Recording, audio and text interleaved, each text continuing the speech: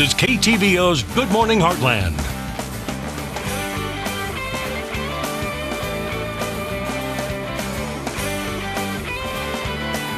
And welcome back. With summer in full swing, many of you are headed to the beach, the lake, or the pool. And part of the fun is sharing these memories by taking pictures. But what happens when you drop your phone in the water? No need to panic. You may be able to save it. Josh Bielman from US Cellular is here this morning with 5 easy steps to reviving your water-damaged cell phone. So I know a lot of people will spend lots of money on their expensive phones, and then a lot of them, there's some out there that are waterproof, but for those that aren't waterproof, you're going to show us how to hopefully make sure it works afterwards. Absolutely. and also too, what I want to make sure that we talk about too are the things not to do as we're going through this. So I just brought your regular old flip phone to kind of show you all of the different steps. So let's say right, so you drop it in the water, and for me, earlier this summer we went on vacation out in North Carolina, and next thing I know, my 4-year-old takes one step off the side of the pool, and he's in, and my phone was in my pocket. But you don't think about that in the spur of the moment. So if your phone does get wet, the first thing that you really need to do is take off any covers, any cases, anything of that nature, to make sure that you can let as much air get to it as possible. Then you want to pull your back off. You're going to want to pull your battery out. And then specifically those with flip phones, you're going to want to open your phone up. Just to make sure that you can get as much out as possible. Take a dry towel and dry off as much of it as you can. Now one of the common things that people are going to want to do is try to get their phone to turn back on as soon as possible. Right. And that's one of the worst things you could actually do for your phone. Interesting.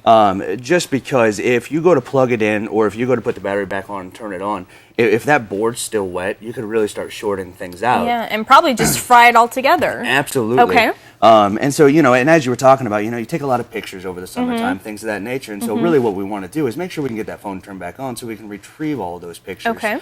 And so what you'll want to do is you're going to want to leave it out for, say, a day or two. And I'll tell you, it's bad to be without a phone for a day or two, but it's better than a week or so with having to wait for a brand new phone. So well, yeah, and obviously, with all of that information that's on there, you really want to make sure that you can get to that.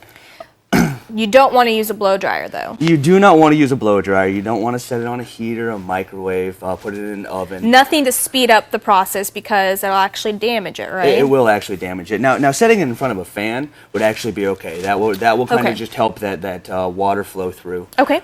Things of that nature. And so over the period of time, keep turning it over, because then what you'll find is the water will kind of keep soaking from one side to the other. Okay.